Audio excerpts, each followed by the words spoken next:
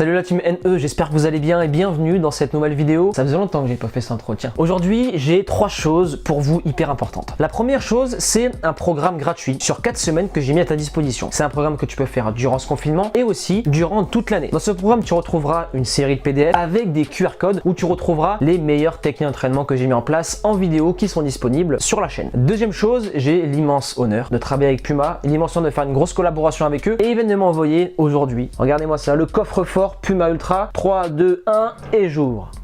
Bon, normalement il y a une petite lumière au fond qui s'illumine, mais bon, le livreur a déconné, il a rompu le petit câble qui était derrière, donc le courant ne passe pas. Donc voici la paire d'Ultra, je te la présente plus, et voilà, c'est futuriste. Puma, en 2020, ils ont décidé de passer la 5e directement. Puma, aujourd'hui, ils sont dans le futur, et ils le prouvent encore une fois avec cette nouvelle paire. Et après, bon, je mettrai un petit montage, je te filmerai un peu l'intérieur. Que dire de mieux, que dire de plus, Puma sont clairement dans le futur. Et enfin, la troisième chose que j'ai pour toi, c'est cette vidéo. Les 3 clés pour se muscler rapidement et efficacement quand on est footballeur. C'est parti, intro.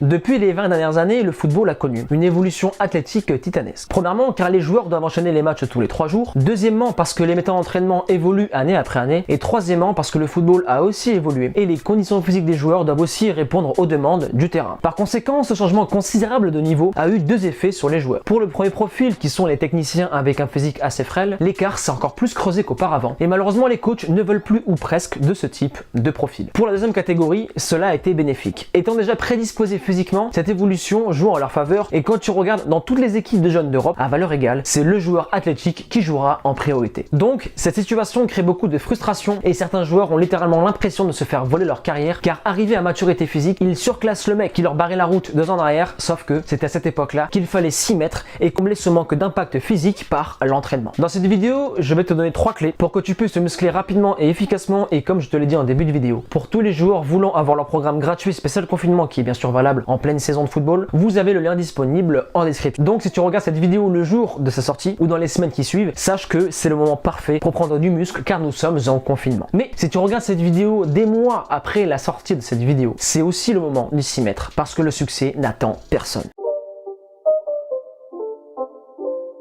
Pour beaucoup de joueurs, cet aspect-là est à la fois frustrant, négligé, voire totalement oublié. Beaucoup font de l'exercice tous les jours, mangent beaucoup, mais sans aucun résultat à la clé. Pourquoi? Parce que se goinfrer 3 fois par jour ne suffit pas. Pour prendre du muscle du point de vue nutritionnel, tu dois donner à ton corps un surplus calorique. Pour t'imaginer la chose, tu as d'un côté tes besoins journaliers et de l'autre tes calories assimilées. Pour prendre du muscle, tu dois en assimiler plus que ce que ton corps en demande, mais ça ne s'arrête pas là. Tu dois lui donner la quantité adéquate et la qualité qui va avec. Prendre du muscle avec un surplus calorique à base de grec et de fast-food, c'est enclencher la bombe à retardement des blessures. Donc pour éviter cela, je vais te donner les nombres pour la quantité et les aliments pour la qualité. Pour une prise de muscle, tu dois augmenter 3 principaux curseurs. Le secteur des glucides, le secteur des protéines et enfin le secteur des lipides. Pour les quantités qui varient selon les joueurs, les voici. Pour les protéines, on est à 1,8 jusqu'à 2,2 g par kilo de poids de corps. Pour les glucides, 4 à 5 g par kilo de poids de corps. Et enfin les lipides, ça varie entre 1 jusqu'à 2 g par kilo de poids de corps. Si on prend l'exemple de Louis, c'est un joueur qui a 18 ans, qui pèse 60 kg et qui veut prendre du muscle. Pour atteindre son objectif des 70 kg, il doit donc manger par jour 2 g de protéines fois son poids, ce qui nous donne 120 g par jour, 5 g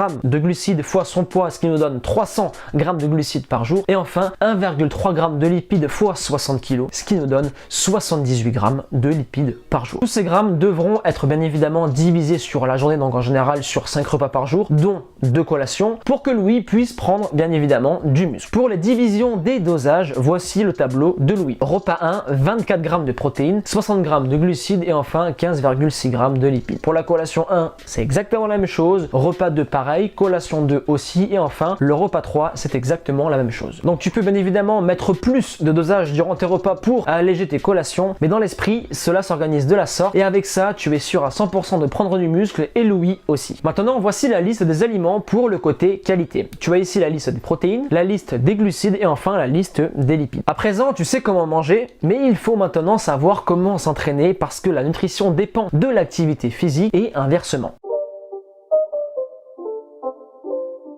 Beaucoup de joueurs font la grosse erreur de s'entraîner tous les jours, que cela soit au poids de corps ou avec des poids, mais les résultats ne sont pas au rendez-vous. La première raison qu'on a vu en début de cette vidéo, c'est la nutrition, et la deuxième, c'est le manque d'intensité. Pour le joueur qui n'a jamais fait de renforcement musculaire, l'étape numéro 1, c'est le poids de corps, c'est-à-dire les pompes, les dips, tractions, squats et j'en passe. Avec des séances très intenses allant jusqu'à l'échec musculaire, les progrès vont très vite arriver, et je te parle en connaissance de cause, c'est la première étape que j'ai mis en place lorsque j'étais au TFC. La deuxième étape arrive quand tu ne progresses plus avec le poids de corps, ce qui est logique. À un moment donné, tu verras, la charge sera beaucoup trop facile, donc tu devras faire des entraînements avec des lestes. Donc soit avec un gilet lesté ou soit avec un sac à dos allant de 5 à 10 kg. Comme pour la première, tu progresseras rapidement, mais tu stagneras aussi au bout d'un moment. Et enfin, la troisième étape qui est entre guillemets infinie, c'est la fusion poids de corps plus salle de sport avec des poids. Pour un footballeur, c'est littéralement le combo ultime pour prendre du muscle tout en restant un joueur hyper explosif. Pour les 3 étapes, poids de corps, lesté et en salle de sport, je te recommande 3 à 4 séances par semaine, qui est une bonne option. Et le jour où tu veux carrément stabiliser la machine, tu as assez pris de muscle et tu veux vraiment te stabiliser, tu pourras descendre à 3 voire à 2 séances de musculation par semaine. Donc pour tous les joueurs voulant en savoir beaucoup plus sur l'entraînement musculaire chez le footballeur, vous avez aussi le e-book La Bible du footballeur qui est totalement offert et le lien est disponible en description. Maintenant, pour couronner le tout et conclure cette vidéo, attaquons avec le dernier point clé.